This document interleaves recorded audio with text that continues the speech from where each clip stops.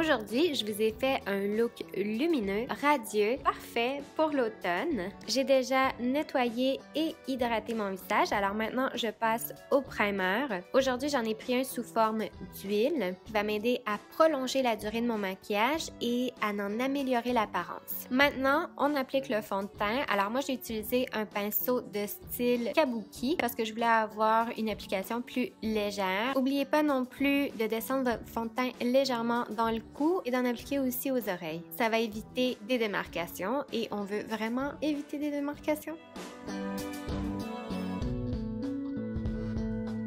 J'ai eu envie de faire un peu de contour, donc c'est idéal pour quand on sait qu'on va prendre des photos ou qu'on va se filmer comme moi aujourd'hui, mais c'est aussi pratique si vous voulez affiner votre visage ou modifier légèrement la forme de votre visage. Aujourd'hui, j'ai choisi un crayon très crémeux pour le contour et puis j'aime beaucoup celui-là parce qu'il s'estompe très facilement. Aujourd'hui, j'ai décidé d'utiliser mes mains parce que la chaleur de mes doigts réchauffe le produit puis fait en sorte que c'est beaucoup plus facile à estomper.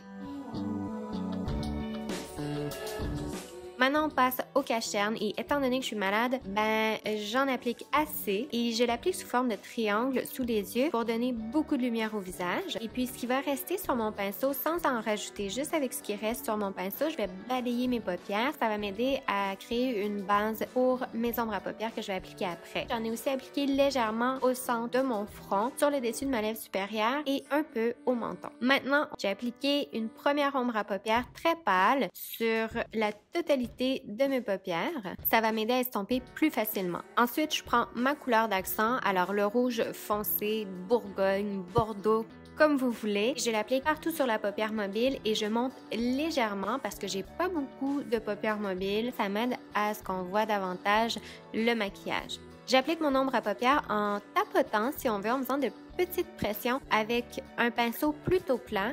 Et puis ensuite, quand je vais avoir terminé de placer cette ombre à paupières-là, je prends un pinceau pour estomper propre et j'estompe. Une fois terminé, je passe au ras des cils inférieur.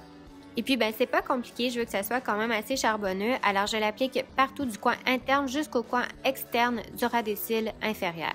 Et j'estompe. Je passe à ma deuxième ombre à paupières. Alors, c'est une couleur qui est plutôt rose, mais très nacrée, encore une fois. Et je l'applique au centre de ma paupière mobile. Donc, ça va donner plus de relief, plus de dimension. Puis, ça donne un look qui a l'air beaucoup plus complexe qu'il est réellement. Parce que dans le fond, c'est vraiment pas compliqué de faire ça, mais ça l'impressionne, non? Ensuite, j'ai utilisé cette même couleur-là au ras des cils inférieurs, donc pour estomper davantage puis faire un rappel. Maintenant, j'ai décidé de prendre un pinceau propre pour estomper davantage. J'ai décidé de le prendre propre parce que je voulais pas ajouter de couleur, donc je voulais pas altérer le fard que j'avais déjà appliqué. Donc, en prenant un pinceau propre, j'estompe davantage sans toutefois ajouter une autre couleur. Parce que j'aime exagérer un peu, j'ai décidé de prendre une troisième ombre à paupières qui est beaucoup plus jaune, plus pâle et je l'ai appliquée, mais là vraiment je me suis limitée à une toute petite partie du centre de ma paupière mobile pour donner encore plus de définition. J'ai mouillé mon ombre à paupières pour donner plus de pigmentation. J'en applique également au coin interne de mon œil. Maintenant, j'applique un crayon colle noir sur la ligne d'eau et je l'applique aussi à la racine de mes cils supérieurs. Alors, je me suis vraiment limitée à la racine de mes cils, mais j'ai étiré légèrement au coin externe de mes yeux. Ensuite, j'ai pris un pinceau à angle, donc soit un petit pinceau pour faire les sourcils ou un pinceau pour eyeliner à angle et j'ai étiré mon trait. Ensuite, j'ai continué à estomper jusqu'à temps que je sois vraiment satisfaite du résultat. Et puis, j'ai commencé à faire mes sourcils. Alors maintenant, je trouve que les sourcils sont quand même assez importants parce qu'on fait un maquillage qui est plus charbonneux. Ça peut être légèrement, mais c'est quand même bien de porter une attention particulière aux sourcils.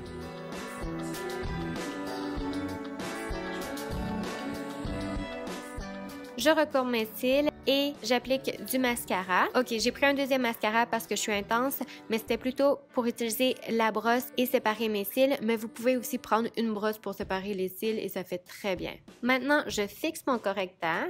Si vous avez une peau grasse, vous pouvez en appliquer sur la totalité de votre visage pour aider à fixer, mais Oubliez pas que moins on en applique souvent, mieux c'est. J'applique ma poudre bronzante. Alors j'en applique comme à l'habitude, partout le soleil aurait naturellement bronzé mon visage, mais j'oublie pas d'en appliquer au cou pour éviter d'avoir des démarcations, donc un visage super bronzé et un cou très pâle. Maintenant, j'applique mon blush et puis j'essaie d'en appliquer seulement sur les pommettes de mes joues et en estompant, je remonte légèrement aux tempes. Je trouve que ça donne un look beaucoup plus frais. J'aime vraiment ça.